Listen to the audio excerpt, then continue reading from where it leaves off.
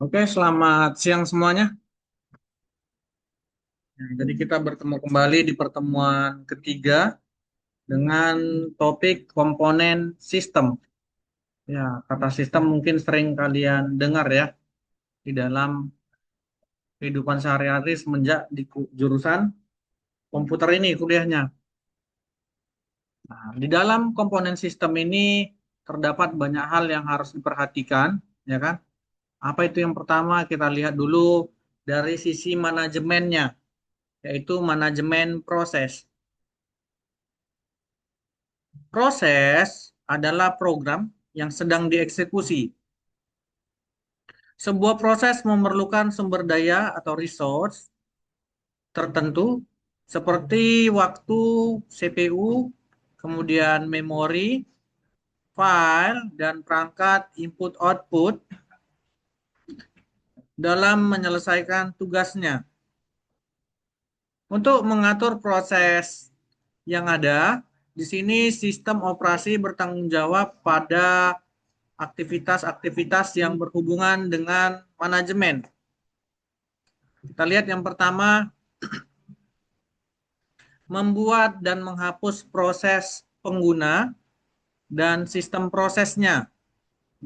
Sistem operasi di sini dia bertugas dalam mengalokasikan sumber daya yang dibutuhkan oleh sebuah proses dan kemudian mengambil sumber daya itu kembali setelah prosesnya selesai agar dapat digunakan untuk proses lainnya. Kemudian dia juga menghentikan proses sementara dan juga bisa melakukan melanjutkan proses berikutnya. Yang kedua di sini menunda atau melanjutkan proses. Sistem akan mengatur proses apa yang harus dijalankan terlebih dahulu berdasarkan prioritas dari proses yang ada. Apabila terjadi lebih dari dua proses yang mengantri untuk dijalankan, maka di sini sistem operasi akan mendahulukan proses yang paling memiliki prioritas besar. Sama seperti halnya di jalan raya ya kan, ada yang harus didahulukan. Kemudian menyediakan mekanisme untuk proses sinkronisasi, yang dimana dia di sini akan mengatur jalannya beberapa proses yang dapat dieksekusi secara bersamaan. Dengan tujuan di sini menghindari terjadinya inkonsistensi dari data karena pengaksesan datanya yang sama. Juga di sini untuk mengatur jalannya proses tiap proses yang berjalan dengan lancar. Yang keempat, dia di sini menyediakan mekanisme untuk proses komunikasinya. Sistem operasi di sini menyediakan mekanisme agar beberapa prosesnya dapat saling berinteraksi dan berkomunikasi.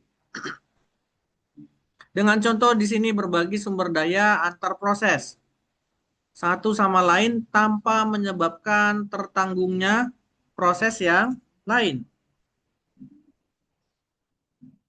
Kemudian kita lihat lagi menyediakan mekanisme untuk penekanan deadlock. Deadlock di sini adalah suatu keadaan di mana sistem seperti terhenti karena setiap proses memiliki sumber daya yang tidak bisa dibagi. Untuk menunggu di sini mendapatkan sumber daya yang sedang dimiliki oleh proses lain. Saling menunggu inilah yang disebut dengan deadlock atau kebutuhan. Di sini sistem operasi harus bisa mencegah, menghindari dan mendeteksi adanya deadlock. Jika deadlock ini terjadi, maka sistem operasi harus dapat memulihkan kondisinya. Jadi dapat kita lihat ini adalah tampilan dari administrator di CMD. Bahwa di sini dia menampilkan total dari penyimpanannya. Sedangkan ini adalah Windows Task Manager. Windows Task Manager menampilkan apa yang terjadi pada saat laptop kalian berjalan. Task Manager ini atau bisa dikatakan dia Ntask, ya kan? Nah, nanti kalau ada laptop kalian hang, ini bisa dimatikan paksa, bukan dari tombol power. Jadi gimana cara menampilkannya, mematikannya? Misalnya nih, saya punya Chrome, nggak bisa ke sini, udah hang lah misalnya ya kan. Jadi caranya tinggal tekan Ctrl Alternate Delete, kemudian pilih Task Manager. Nah, inilah tampilan versi sekarang. Kalau yang di buku kalian ini, yang di modul adalah tampilan sebelum Windows 11. Sekarang ini adalah tampilan Windows 11. Jadi misalnya ini Chrome yang bermasalah tadi kan, nah, tinggal kita klik kanan, baru End Task, ya. Nah, udah hilang kan? Hilang. Tuh.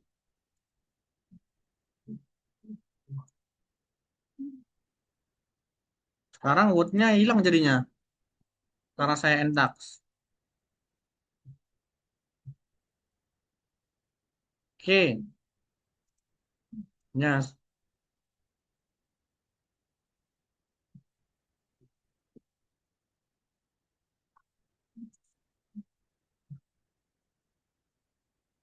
Sampai di sini ada yang mau ditanya cara itu tadi. Udah paham kan? Ini adalah proses apa yang kerja. Dapat kalian lihat dia berjalan semua.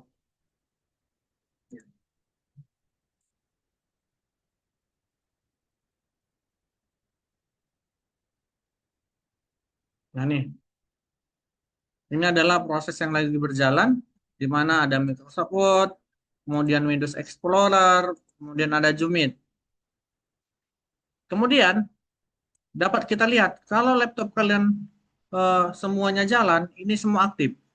Makanya biasakan perhatikan. Kalau dia nggak dipakai, jangan sampai aktif. Misalnya nih, mana? Misalnya PDF. PDF kan lagi nggak saya pakai nih. Jadi jangan diperhatikan, jangan sampai dia berjalan. Usahakan dia nol nol kayak gini. Itu ya. Misalnya nih, eh, Microsoft Copilot. Berarti ada yang lagi bekerja nih di memorinya. Ya kan?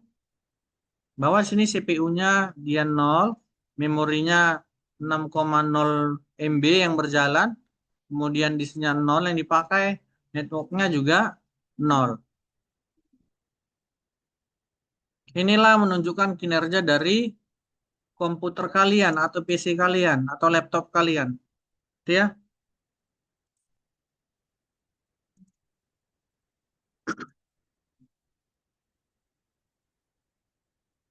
Jadi kalau ada yang hang laptopnya boleh pakai cara yang tadi, Control Alternate Delete. Kemudian pilih yang mau di end task atau diakhiri. Kemudian kita masuk ke manajemen memori. Manajemen memori di sini adalah proses pengendalian dan koordinasi memori komputer, yang mana dia di sini menugaskan bagian yang disebut dengan blok ke berbagai program untuk mengoptimalkan kinerja sistem secara keseluruhan. Manajemen memori di sini berada di perangkat keras atau hardware, dalam OS atau sistem operasi, dan dalam program aplikasi. Pada perangkat keras, di sini manajemen memori melibatkan komponen penyimpanan data seperti RAM, kemudian chip, kemudian memori cache, kemudian flash berbasis SSD. Tahu cache maksudnya? Nah, tahu maksudnya? Ya, dia kalau secara kasat mata nggak nampak dia.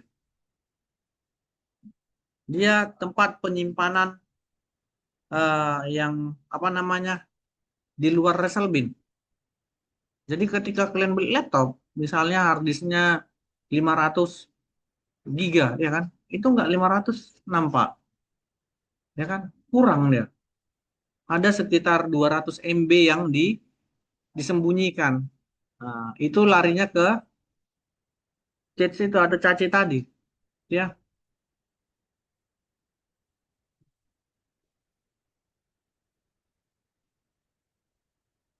Kemudian kalau kalian mau ngeprint ya kan, udah Ctrl P baru oke, tutup lautnya.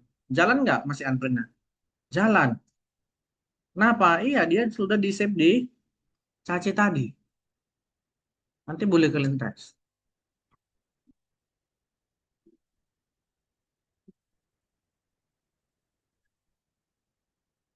Kemudian kita lihat di sini pengolahan memori utama sangat penting untuk sistem komputer dan untuk memproses dan apa ini fasilitas masukan atau input dan outputnya secara efisien. Sehingga memori di sini dapat menampung banyak mungkin proses dan sebagai upaya agar program tidak dibatasi kapasitas memori fisik di dalam sistem komputer. Sistem manajemen memori di sini mempunyai peranan sangat penting dalam keluaran komputer. Kita lihat apa saja. Yang pertama dapat meningkatkan kinerja atau utilitas dari si CPU. Apa kepanjangan CPU? Harus tahu ya.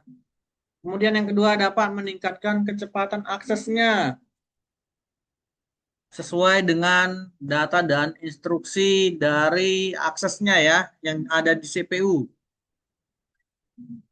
Kemudian di sini meningkatkan efisiensi pemakaian memori yang terbatas. Kemudian dapat meningkatkan efisiensi transfer atau perpindahan data dari memori ke memori utama. Kemudian mengolah informasi yang digunakan dan yang tidak digunakan.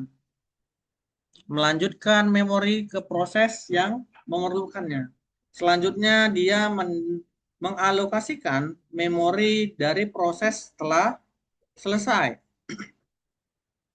Selanjutnya juga dia melakukan swapping atau pugging antara memori utama dan disk.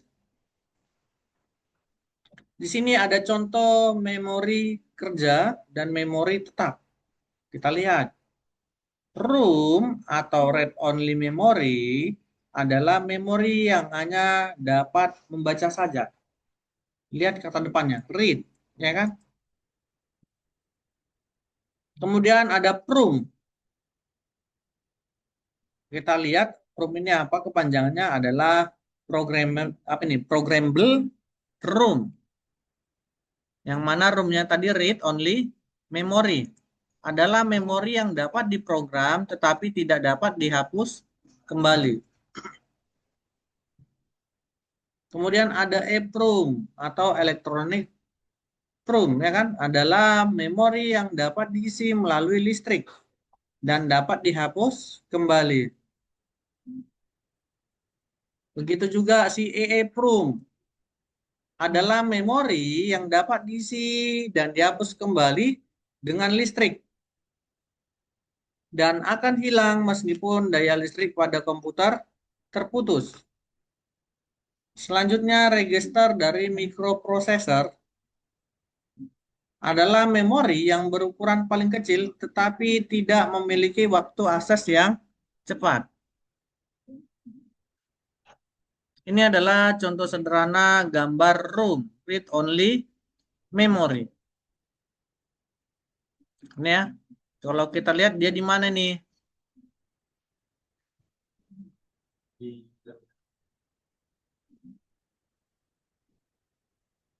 Mana posisi ROM sini? Beda tampilannya. Nggak ada ininya di sini ya kan?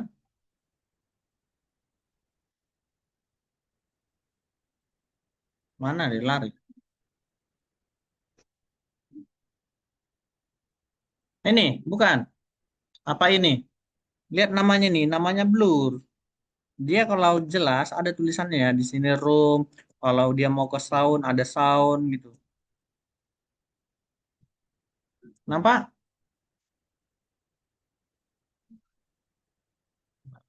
Ngeblur dia, ngeblur.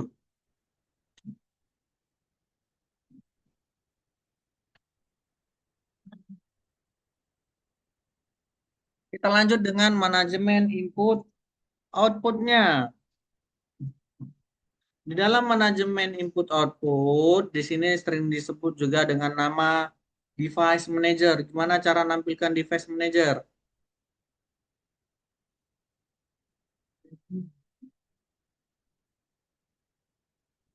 Gimana?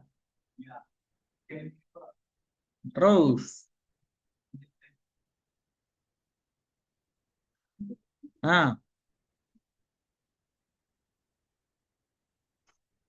nggak harus ke CMD juga bisa. Saya nggak di CMD-nya. Langsung, ya kan? Nah, nggaknya device manager. Nah, saya bilang device manager gitu. Ini menampilkan direct-nya.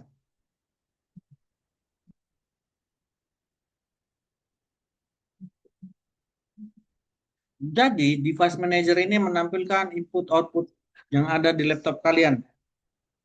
Mulai dari mouse, speaker. Lihat ya, mudah-mudahan Bapak masih ingat. Nah, tampilan yang dulu sama sekarang beda dia.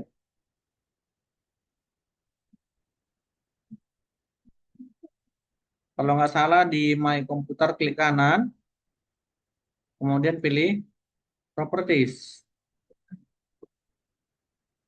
Ada nggak Device Manager? Soalnya udah beda nih tampilan Windows 11 sama yang sekarang. Ini Device Manager. Tuh ya. Jadi dia menampilkan apa saja yang aktif yang diinstal.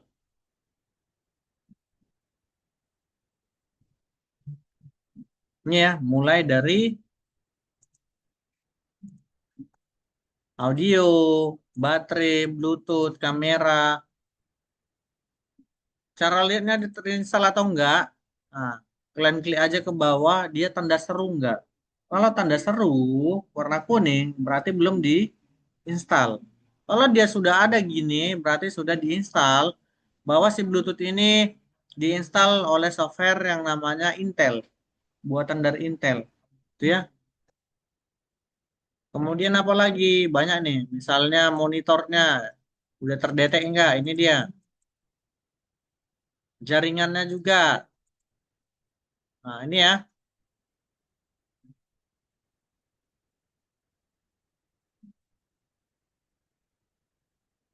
Banyak ya. Kemudian ini software device-nya. Nah, ini tentang firewall yang sudah diinstal itu ya. Pernah sampai ke sini? Setting-setting? Kalau belum berarti orangnya takut rusak laptop. Iya kan? Jangan takut rusak laptopnya. Hah? Ya perbaiki sendiri. Hah? Masa anak komputer nggak bisa bengkel sendiri?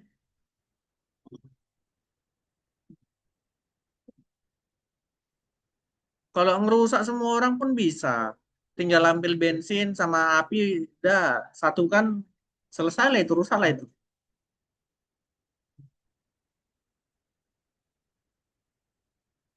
Itu ya, ya harus tahu lah. Oke, di sini device manajernya sudah Bapak tunjukkan ya.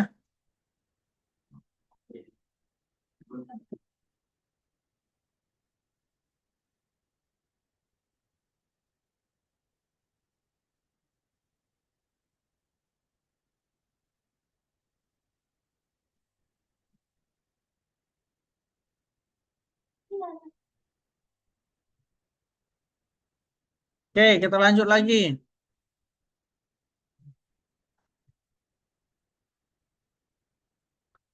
Contohnya di sini yang dapat menggunakan operasi yang sama di dalam membaca berkas yang ada pada hard disk, floppy disk, juga CD-ROM. Nah, ini dia ya. Itu adalah salah satu komponen sistem yang ada di input dan output.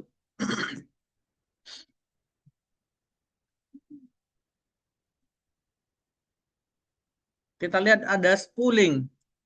Ini adalah hal yang dapat melakukan penjadwalan dari pemakaian sistem input maupun output agar lebih baik, efisien, dan juga efektif.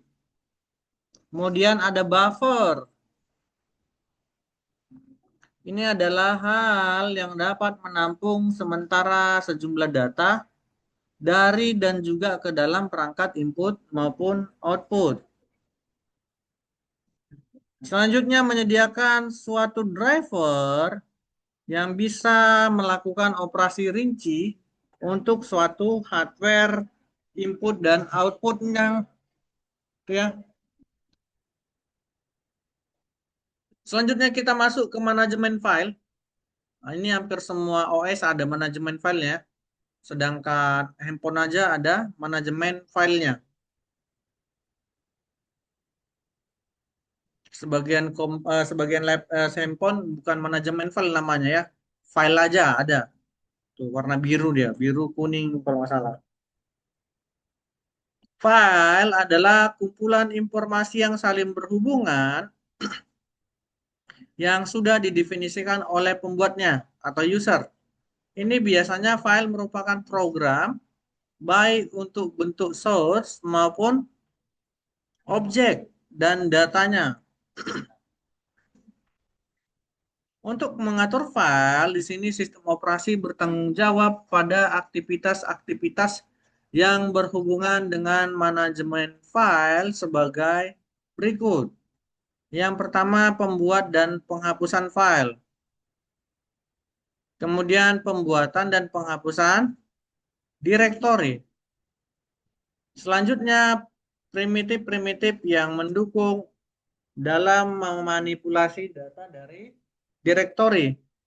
Selanjutnya, melakukan pemetaan file ke media penyimpanan. Apa ini? Melakukan pemetaan file ke memori sekunder. Selanjutnya, dapat melakukan backup file ke media penyimpanan. Oke, sampai sini ada yang mau ditanya? Nah, jadi kalau kalian jangan takut untuk membongkar-bongkar laptopnya. Ya, dalam hati bongkarnya bukan membuka isi laptopnya, dalamnya, yaitu dalam maksud Bapak seperti yang tadi. Nah, jadi seperti di beberapa data itu ada cara mematikan USB, bisa biar orang lain nggak bisa colok flash disk. Ada dia settingannya. Jadi kalau nggak jago nyeting-nyeting, kacau juga nanti laptop kalian. Ini semua udah pada punya laptop belum? Sudah. Kalau sudah berarti bagus. Berarti nanti kita bisa praktekkan misalnya instalasi Linux ya kan. Terus apa lagi? Instalasi yang lain lah.